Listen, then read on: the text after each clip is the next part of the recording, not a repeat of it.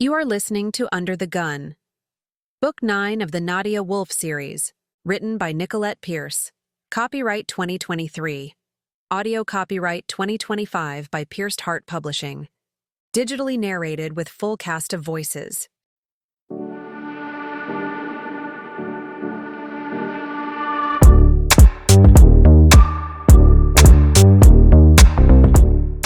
Chapter 19.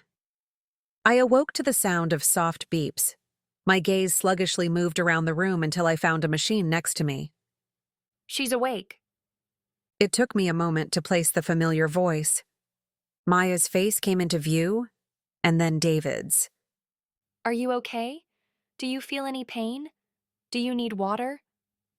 Give her a moment. David said softly. She's heavily drugged. Is that what was wrong with me? It was like looking at the hospital room through frosted glasses. Nothing was in focus. Sorry. Take your time. You're safe. Safe? Who was I safe from? As they peered down at me, I tried to remember why I was in the hospital. Something hurt. It was a detached feeling, as if the pain was in a bottle, knocking on the glass to be free. If I had to pinpoint the ache, it was my shoulder. Why would my shoulder hurt? And why were Maya and David here? Where was Caleb? Ollie? Caleb? Both are okay. Ollie is safe and Caleb is in the other room. Other room? At the hospital? Slowly, I remembered a gun. Carmela. She had turned the gun on him. Carmela? I asked. Dead. Ava twisted Carmela's hand right as she was going to shoot Remy. The shot killed Carmela instantly. It was all Carmela, wasn't it? I asked. David nodded. We figured that out once we looked at her ID. Her last name is Manticore. That name sounded familiar. I knew it had to do with the drug ring. She's the drug manufacturer, I asked. Only in the last month. When her husband went missing, she took over the business. They just found his body at her house. Looks like she killed him as well. And her phone has... Maya smacked David in the arm, silencing him. What? I asked. Maya glared at David. Tell me, I said. I want to understand. Maya blew out a breath. It's not pretty. I want to know. When Maya gave David a nod, he said, The pictures on her phone centered around Caleb. She was obsessed with him. Let's just say that the motive for killing her husband had nothing to do with the business. Even giving her the formula wouldn't have been enough for her. Ultimately, her main target was Caleb. But he's okay. David nodded. Even at close range, her aim was horrible and the gun was small. Thank goodness for that. Why did she kill Jack and the others? Once we knew who we were dealing with, Grayson did some digging. David said. Manticore was falling apart after Carmela killed her husband. Jack was going to go to a different dealer with his formula. Carmela killed him when she found out. She didn't know Jack gave you the formula until it was too late. She then ordered Blondie to get it. When Blondie failed, she killed her as well. Then it got a little too hot for her with so many people dying. To throw everyone off her scent, she staged her own death. And Pike? An uprising that went bad. After that, I think Carmela realized she was on the losing side of the battle. And then she went all in, I said. David nodded. But she's gone. You don't have to think about her again. And you'll be out of here in a day or two. Or 3, don't rush it. Where's Ollie? He's with Mark and Frankie. When my eyes widened, she said, Don't worry. I'm going to check on Ollie right after I leave. But Mark is so good with Ollie. And if he's not, I already warned Mark that I'm going to swoop in and take Ollie. That made me feel a little better. It's not like I didn't trust Mark, but he was also the guy who had more outfits for Gus than I had for myself. I worried I wouldn't recognize my baby when I finally saw him. However, sleep called, lulling me. My eyelids closed. But before I fell asleep, I heard Maya say, I'm so glad she didn't ask about the other thing. What other thing? I couldn't rouse myself to ask. It only took 2 days, and both Caleb and I were released at the same time. We were given orders not to hold anything more than 5 pounds until the wounds healed. Considering Ollie weighed over that, we were concerned. We'll figure it out. Caleb said as they wheeled us to the door. Figure it out? We have a baby we can't lift. You have a good arm and I have a good arm. Together we make a whole person. I narrowed my eyes at him. That's not how it works. He winked, letting me know he still had a sense of humor after everything. Who is picking us up? I asked when we neared the front door. I didn't have to wonder for long. An old white school bus hogged the entire front entryway. Neon lights flickered in the windows. The door cranked open and a rounded man in his 50s lumbered out. His tuxedo-printed t-shirt stretched around him. The love bus is here. Larry announced. A ticket for 2 to paradise awaits. The generosity of the tip determines the amount of potholes I find. The thought of potholes jostling my shoulder had my teeth clenching. We'll be generous. Excellent. Larry rubbed his hands together like a praying mantis. Larry, why are you here? Couldn't anyone else pick us up? Everyone is busy and I'm doing rounds anyway. Rounds? I winced, knowing he was going to stuff the bus with drunk men and women who may or may not know each other and bring them to get hitched. Which made me wonder about Ollie.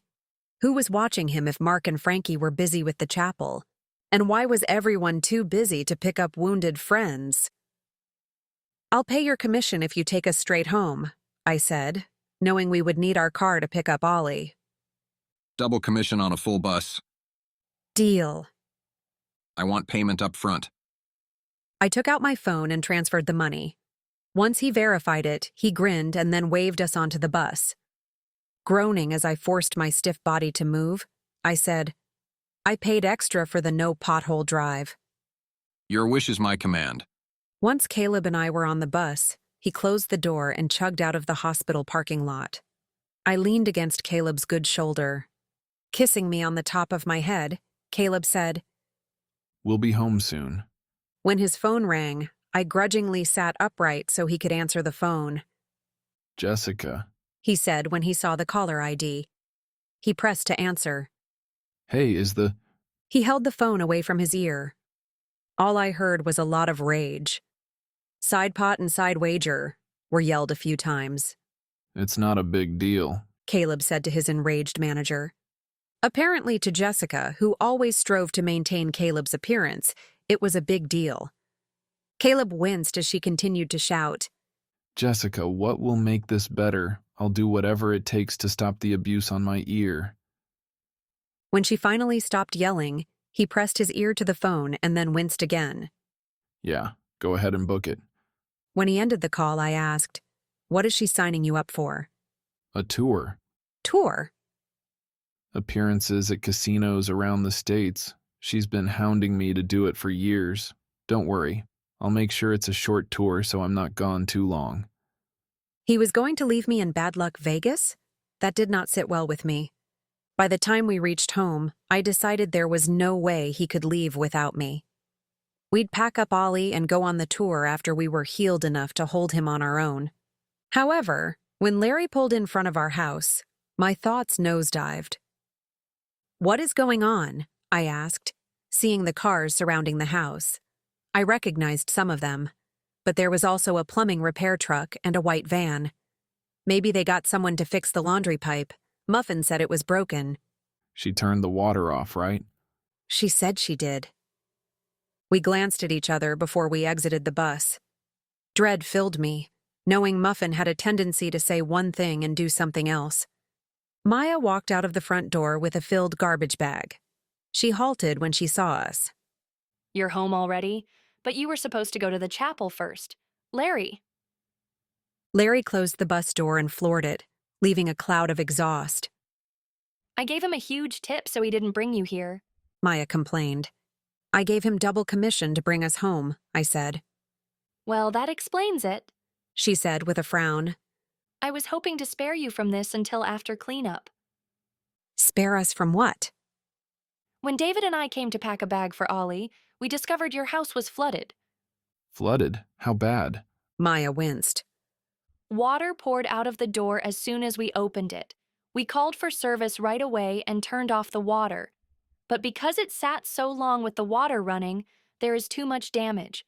They are gutting it now so it doesn't start to mold.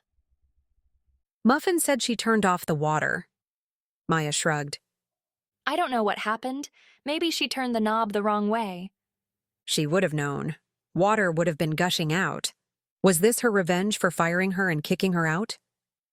Thank you for taking care of this, Maya. Did the contractors say how long it would take to get the house back in order?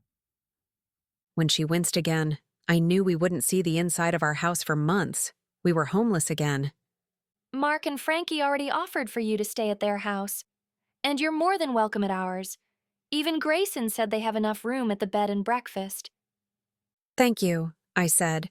But Caleb is going on tour, so this is the perfect opportunity to leave. Maybe I can find a nanny who can travel with us until we can lift the baby. Nanny? I can travel. I can drive too. I knew that voice, the voice I dreaded. Muffin. Turning too quickly, I had to hold on to Caleb as I steadied myself. Remember, you're injured. You'll hurt yourself more than you'll hurt her. What's wrong, Nora? Muffin asked. Looks like you got a little banged up. I'll take Ollie for you. I've already got a baby seat. Might need a little scrubbing. There was a dead raccoon in there when I found it. I lunged toward Muffin, but Caleb wrapped his good arm around me and held me in place. Muffin, you might want to leave. Maya said as my vision turned murderous. Why? They need me. Need you. You ruined our house. I freed myself from Caleb's grasp, not caring I hurt myself while doing so. Seeing my rage, Muffin ducked into her car and squealed away. I chased her for a block, but even with her rattly car, I couldn't keep up. Footsteps sounded behind me and an arm wrapped around me, bringing me into a solid chest. She's gone. And so is our house. I'll call Jessica and bump up the tour. Tonight we'll stay with Frankie and Mark, and then we'll be out of here. I promise, kitten. I leaned against Caleb, knowing he would take care of everything. He always kept his promises. The best part is that we don't have to pack. He teased. Too soon. Sorry, kitten. Before we left for the tour, Caleb had to make good on his side wager. Even dressed in Mark's cropped tank top that sparkled with hundreds of sequins and the cut-off jeans that revealed a lot of leg, Caleb somehow pulled it off. A large sign sat next to him announcing, "I lost a bet. Side pot is a god. Free lap dances." He is like a walking aphrodisiac. Mark said, as we watched Caleb keep his boyish humor while doling out silly lap dances to all who sat at the bench next to the sign. Even as a bachelorette party mobbed him, he had them giggling with his ridiculous moves. Sidepot stood off to the side, heckling Caleb and taking so many videos and pictures I thought his phone would melt at some point. Jessica blocked Sidepot as much as she could, but eventually she gave up and stood off to the side with a hard expression that terrified me a little. Mark nudged me after he had an adequate amount of time to ogle Caleb. I glanced over to find he was holding his phone. A picture of Frankie in his Elvis costume and carrying Ollie dressed as a mini Elvis had me smiling. I knew neither of you could resist dressing him up. I was only gone a couple of days. How many characters did you manage? Mark smirked and swiped to the next photo of him as Tarzan and Ollie as a monkey. Then one of Mark as a prince, Frankie as a princess, and Ollie as an adorable frog. "He's so cute," I gushed. This is the one that got Frankie. He agreed. I glanced up at Mark. Agreed? We're going to have our own little tadpole. Congratulations. I suppose you will have to find a surrogate. Already found one. Maya said she would do it. I didn't even have to ask. When she heard Frankie was on board, she offered. That makes me happy, I said. Mark touched his heart. Me too. When Caleb and I were finally on our way out of the city, I blew out a relieved breath as the Vegas lights were only a haze in the distance. The RV we rented was spacious enough for us, Ollie, and our nanny, who would be helping us for 2 weeks. While I was happy to be out of the city, I was sure the next 2 weeks would be brutal. But Caleb promised me it would be worth the headache. He winked at me from the driver's seat and then said, I think I smell something. Nanny, can you check Ollie's diaper? Fine. she said. It was 2 seconds later that we heard. Dear Lord, what did you feed him? Caleb and I laughed. I turned from the passenger seat to watch Jessica attempt to change Ollie.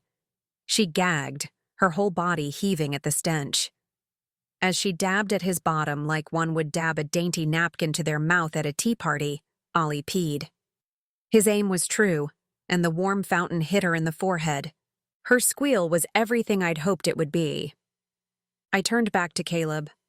You're right, this will be fun. This has been Under the Gun, written by Nicolette Pierce. Digitally narrated with full cast of voices. Copyright 2023 by Nicolette Pierce. Production copyright 2025 by Pierced Heart Publishing.